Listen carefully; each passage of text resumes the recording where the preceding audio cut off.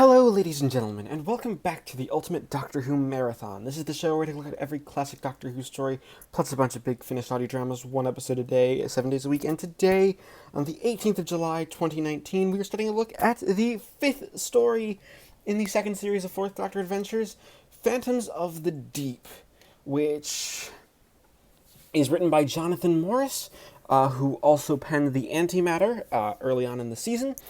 And much like unlike the Antimatter, Phantoms of the Deep is almost a horror story. We sort of taking place in a base under siege style setting where the Doctor, Romana, and a newly fixed K9 make their way to the bottom of the Mariana Trench, which makes for a great setting overall. It's it's dark, it's claustrophobic. We're in the middle of a submarine. People die. Where mysterious things keep happening. There are, there's this submarine that shows up from World War II that went lost. Noting that this actually takes place in the future, in 2040 is the year given. So over the submarine that's over 100 years old shows up with people who are alive somehow. With one person who is alive and believes he's only been there at the bottom of the sea for 10 days. Which is genuinely creepy enough. That's a scary thought. Like, oh, you've been here for 10 days. Well, what if we're gonna be stuck down here for even longer? If like 10 days sort of becomes 100 years. Now, what is interesting is that this specific mission is just a mission of exploration. They also find, squid, and just like these types of squids that they glow. They're, they have bioluminescence, and they, for some reason, they seem to be impossible. This is one of those stories where you get sort of it's the impossibility. Jonathan Morris does a really, really good job of taking advantage of the location. The bottom of the sea, like outer space, is just as isolated. Is one of those things where you can have, mysterious goings on because no one really knows what's down there exactly. Is it really, something great and amazing? Is it a type of, discovery where you can find completely new, like a completely new species, or is it something more dangerous? Like what? There's it's sort of that unknown danger, and it sort of really taps into the fear of the unknown and sort of the darkness. It's why Lovecraftian horror is often focused on the bottom of the sea because no one quite knows what's down there. There are some. You also get some really, really great stuff between the Doctor and Romana here early on, mainly because unlike some of the unlike a lot of the stories, you have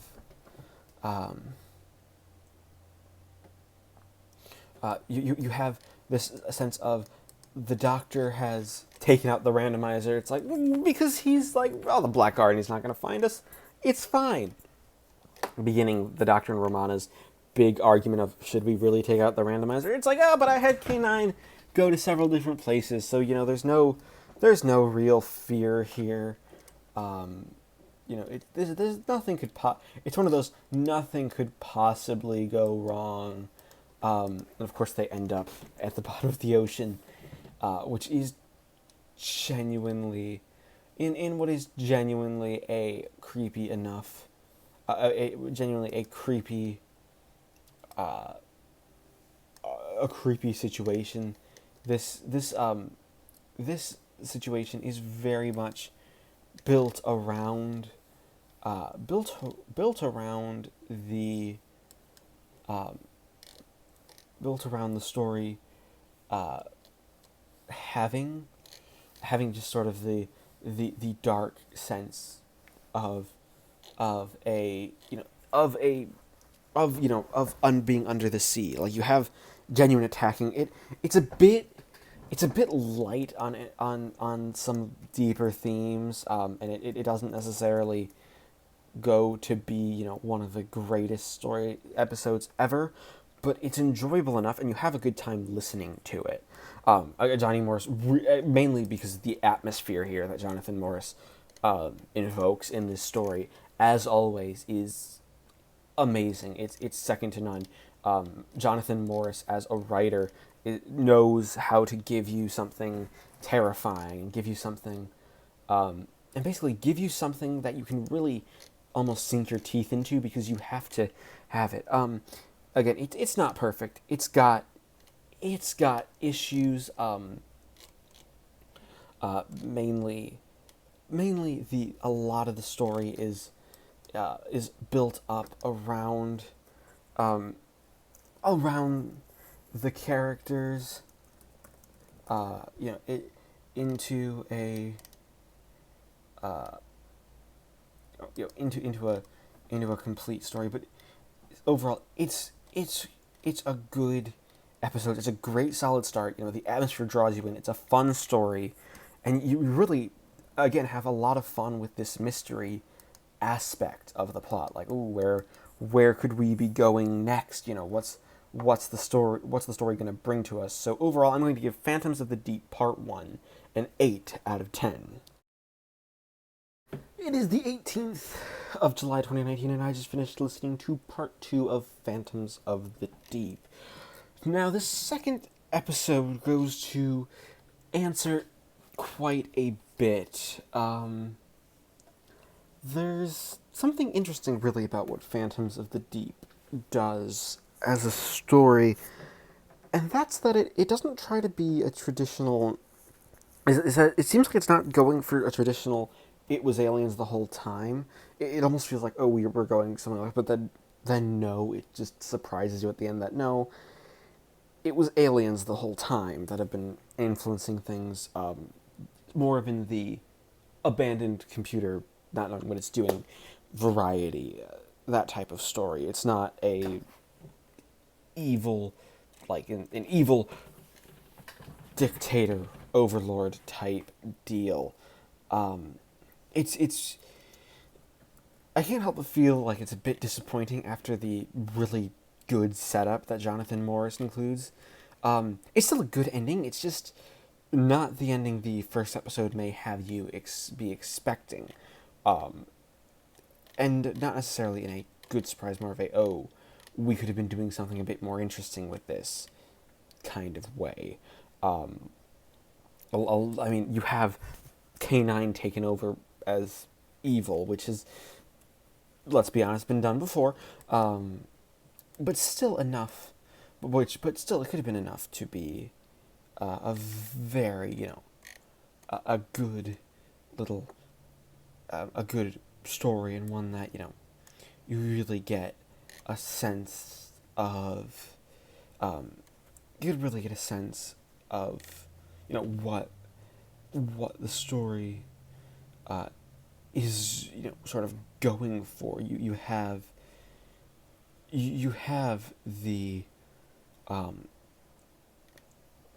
you have the characters having their plots and their big sort of their big endings,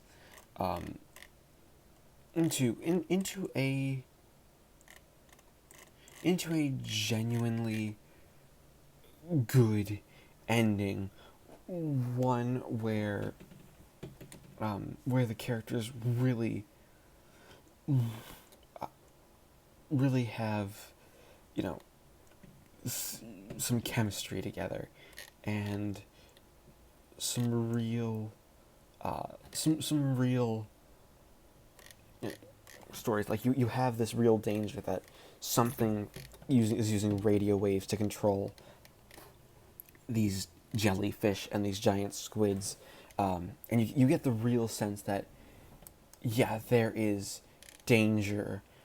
There's a real danger at the bottom of the ocean here. This, again, the most effective, the most effective aspects of this story are the the whole we're at the bottom of the ocean in somewhere completely cut off, something that which is something that Jonathan Morris does an excellent job highlighting and really going for the idea of this is one of those things that really is going sort of down a specific route. The doctor and the doctor and Romana really do have a lot of stuff. Like, they're separated for most of this second episode, and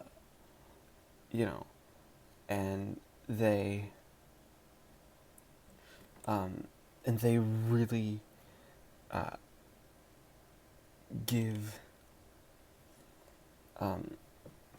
give the story a good push towards a solid ending. Like, you have this image of the doctor trapped in a diving suit on the cover, which is really evocative, if a bit wonky because his hands are for whatever reason not covered, and they're clearly not Tom Baker's hands. Like, this cover to give you the insight into the story really is odd. But overall, this is a really good. Overall, it's still an amazing, an amazing version, of the character, and it is an amazing story. It's good. It's not as good as the first part. It has these amazing ideas, even though they're sadly not entirely, explored very well. They're pretty much, they're pretty much left to their own devices. They're not everything is put together and given a complete complete sort of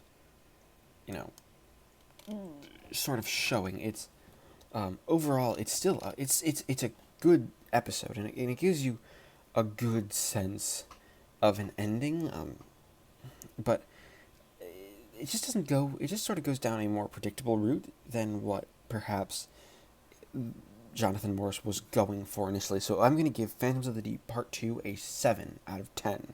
And we add up the two scores and average them out to give Phantoms of the Deep a final score of 7.5 out of 10. Thank you, everybody, for watching this installment of the Ultimate Doctor Who Marathon. As always, please leave a like, comment, and subscribe if you haven't already. And join me next time when we take a look at the first part of the finale for the second series of Fourth Doctor Adventures, and the first in 3 consecutive Dalek stories with the Dalek Contract.